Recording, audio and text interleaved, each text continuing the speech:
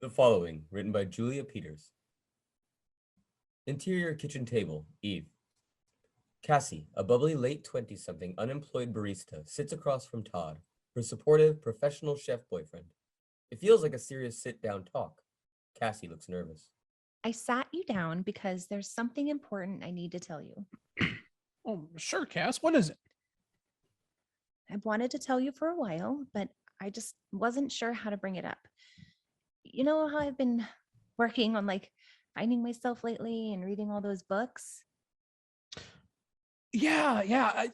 And I probably haven't said it enough, but I think it's great that you've been doing all that.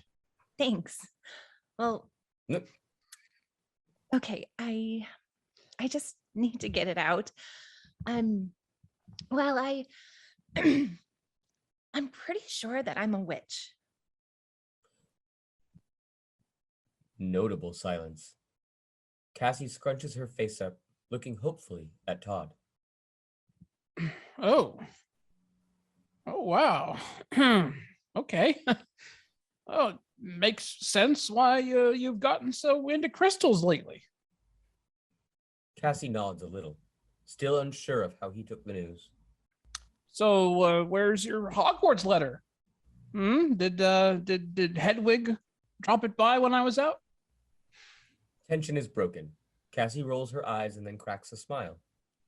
Obviously, unfortunately, I'm not going to Hogwarts. It's not like that, though. It's more of a spiritual process for me. I've been meditating a lot, and when I'm in that state, I can feel my intuition and power starting to expand. I don't know how else to explain it. It just feels like I'm finally finding who I really am. Well, I would never want you to hide this part of yourself from me. So does this mean that you can take me back to last Tuesday night to stop me from overcooking my beef Wellington? Okay, first of all, your beef Wellington is still amazing. The charring gave it extra flavor. Secondly, time travel takes serious skill that very few witches can do properly. Plus, it involves dealing with black magic and selling your soul or something freaky. I'm only practicing white magic here and pretty poorly at that. The other day, I made a feather float for 2 seconds and I felt proud of myself. Wait, are you serious? That's badass. Cassie and Todd share a small smile, maybe a chuckle. Interior of Cassie's room, morning. Cassie's practicing witchcraft. The room is light and bright. There is incense burning and sacred objects, including candles and crystals, make a circle around her. She has her eyes closed and appears to be meditating. She recites an incantation. With these words, all stress be released. Let this day be full of love and peace. She smiles and looks at ease. Her spiritual practice gives her a deep sense of peace and well-being. Interior, on the couch later that day. Cassie and Todd are sitting, relaxing on the couch. They are occupying the same space, but are each in their own worlds on their own phones. Hey, Cass. I've been thinking about what you told me last night about how you're getting into witchy stuff. Well, I think we've all been dealing with this COVID in our own ways. And if this is what you need to be happy, I want you to know I fully support it. Thanks. It really means a lot to have your support in this.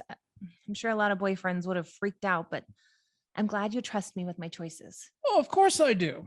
And you know, I was looking into it, and there's actually an entire online community for this stuff. I know you've been feeling really isolated lately, so maybe it would be good to connect with some other people who are into this. Scan to Cassie, who looks unsure. She feels perfectly content with her tiny world of just her and Todd. Just look at this one witch I found on Instagram. She has 90,000 followers. There's a whole community behind her. She posts daily advice, like what color to wear or what tea to drink that day. And I mean, apparently good things happen when people follow her advice. Cassie finds the witch's Instagram account on her phone. Whoa, Apparently, she's the descendant of a real Salem witch by the same name, Bridget Bishop. Her bio says she's reclaiming her family history for which her ancestors were once burned at the stake. Badass branding. I'll give her a follow. Cassie clicks follow on High Priestess Bridget Bishop's account. An Instagram DM comes in from High Priestess Bridget Bishop. It reads, "Welcome to the following, young enchantress." Witch hat emoji, sparkles emoji. Todd, the Insta witch just DM'd me. What do I say back? Oh, wow. She must really like you. Oh, just say thanks. Cut to Cassie's phone screen. Cassie types thanks. Bashful smile emoji, thankful prayer hands emoji. How's that? Perfect. Oh, gods, it's already 3? I need to get ready for my job interview. Cassie gets up from the couch, starts walking away as Todd speaks. Bridget says wearing pink today will bring good fortune your way. Just something to consider. I have the perfect shirt. Interior house, Eve. Cassie walks in through the front door, dressed in business casual clothes. She's wearing her pink shirt. She puts her purse down. Hey, I'm home. How'd the interview go? Good, I think. Yeah, I think the cafe manager liked me. Oh, I'm sure you killed it. I made your favorite pasta puttanesca to celebrate. Celebrate? That's sweet, but it's just another interview. I'm not holding my breath. Let me just change clothes and I'll be there in a minute. Todd walks away from the front door to go serve the pasta. Cut to Cassie checking her phone. There are several unanswered DMs from High Priestess Bridget Bishop. The messages are able to be seen and read clearly. The messages from Bridget read, "How are you doing, dear? I hope you're having a good day. Let me know if there's anything I can do to help your day to be the most blessed of days." Cassie replies to Bridget. Sorry I didn't respond earlier. I was in a job interview. Bridget replies immediately, "You know, you shouldn't keep your high priestess waiting." There's a slightly sinister pause and an eerie sound as Bridget's true character comes into question. Cassie furrows her brow in slight surprise from this answer. Bridget types, "Would you like my help to make sure you get the job?" Cassie's face changes to excitement and replies. Really? Yes. Bridget replies, "Anything for my young enchantress." Then writes, "All I need in return is for you to watch and like this YouTube video and subscribe to my channel." There is a hyperlink on the words YouTube video. Cassie replies. Of course. Doing it now. Thanks. Bridget writes, "And to know you're loyal, I need you to just keep this between us girls." Cassie hesitates for a moment, wanting to ask why, but decides against asking anything. She replies, Sure. No problem. Dinner's ready. Like and subscribe. Done. Coming. Interior dining table, evening. Cassie and Todd are eating pasta dinner together. There's a vase of fresh flowers on the table. The camera focuses in on the vase of flowers for a moment. Cassie's phone rings while they're sitting eating dinner together. Sorry, I think this is the cafe. Hello? Yes, this is her. Muffled talking on the other side of the phone. Yeah. Uh-huh. Yes, next Monday works. Thank you. Bye. Todd, I got the job. Hey, that's great, Cass. See, I knew I was making celebratory pasta. Wait, did Bridget the witch help you out with this? What? I mean, I did wear pink, so maybe that was it. Nice. She really does make shit happen for people. Scan to Cassie looking down, poking her pasta. Todd senses an energy shift and thinks he may have offended Cassie. The energy shift is actually from Cassie feeling uncomfortable with her morals, feeling like she cheated to get this job and wishing she could tell Todd about the deal she made with Bridget. I'm not saying you didn't make this happen all on your own, because I mean, of course you did. Yeah. Maybe you're right. Notification from Bridget pops up on Cassie's phone. The message reads, "Congrats on the new job." Cassie turns her phone over and ignores it. Interior house, day. Cassie is doing her witchy rituals. There are candles burning. She has her eyes closed as if in meditation. Cassie's phone pings several times, interrupting her ritual. At first, she tries to ignore the pings, but after the second or third ping, she breaks out of concentration and looks at her phone. All the messages are from Bridget. "I helped you get the job, and now you just ignore me?" Cassie replies, Sorry, I fell asleep early last night. "Did you watch and like my YouTube video?" I liked it and subscribed. Haven't watched it yet. Typical millennial. Liking things they don't even watch. Embarrassed emoji. Guilty. Well, suffice it to say that you are now an official member of my coven. Congratulations. Cassie stares at her phone in some confusion. Cassie writes, Isn't there some sort of initiation ritual involved in order to join a coven? "Well, if you'd watched the video like I told you to, you'd know that you've already participated in it. The video is in the orientation, and subscribing to my channel is your binding contract. We have such magical things ahead."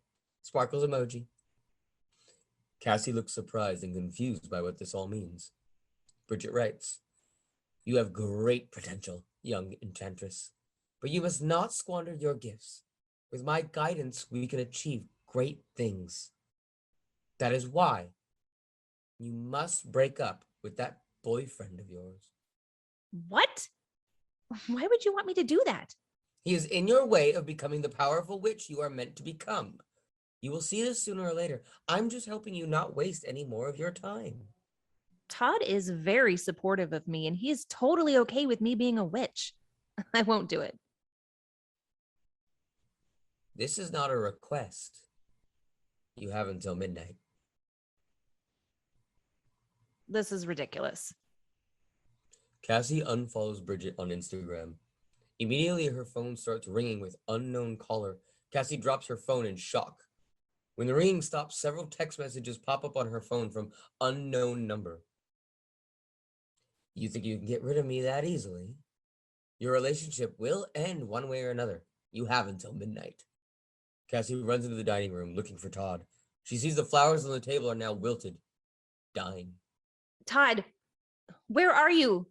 Cassie runs to the kitchen where Todd is slicing carrots with a large chef knife. Hear the chopping. Notice the large chef knife. I need to tell you something. The clock shows 11:55 p.m. Cassie and Todd are talking on the couch. Todd looks tired. I'm not afraid of some insta-famous witch, Cass. Let's just go to bed. I just need to wait until midnight to know nothing weird is going to happen. Gods, I'm so stupid for not watching that video before liking and subscribing. Oh, what about your spell books? Maybe there's something in there about undoing a soul-binding YouTube subscription. You're right. None of my spell books tell me what to do about a situation like this. Although, protection charms. Why didn't I think of that sooner? Todd starts looking distracted from the conversation, and like suddenly the weight of all the sadness of the world is upon him.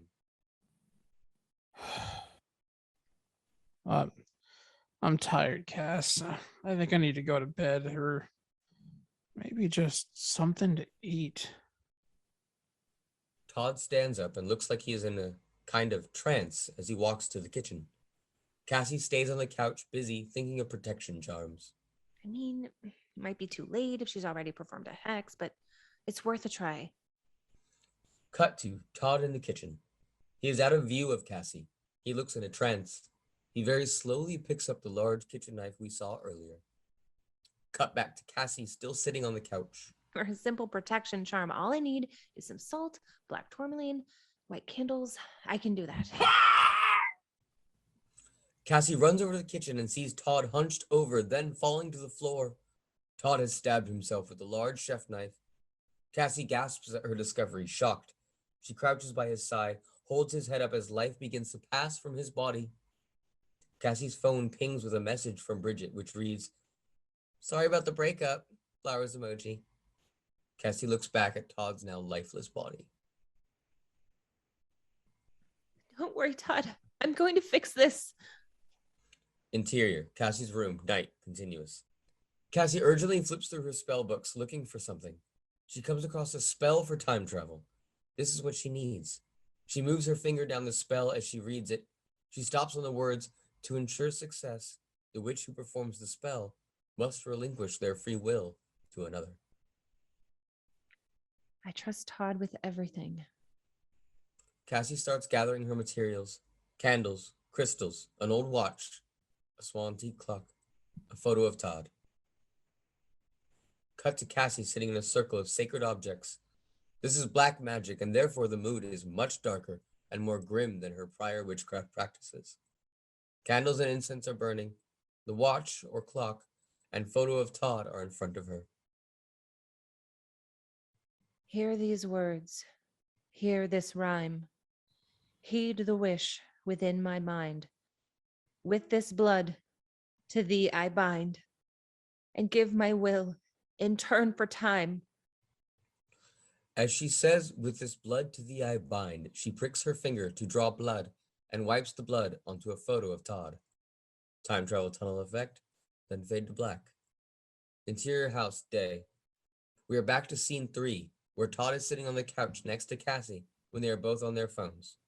Cassie's about to click follow on Bridget Bishop's page. Cass, you were saying? You were just telling me about some insta-famous witch? Cut to Cassie, who blinks her eyes, realizing where she is and that her time travel spell worked. She turns and looks lovingly toward Todd, appreciating that he is alive. You know what? Cut to Cassie's phone screen. She deletes her Instagram profile. I think it's time for a serious social media cleanse. Hey, that's a great idea. I mean, these old devices consume way too much of me. You have no idea. Maybe we should just get away for a while. How about a spontaneous device-free vacay to the country? No phones, no computers, just us. What do you think? That sounds really nice.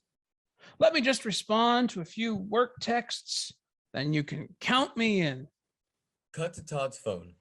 He is in a text chat with an unknown number. He writes, You were right, High Priestess.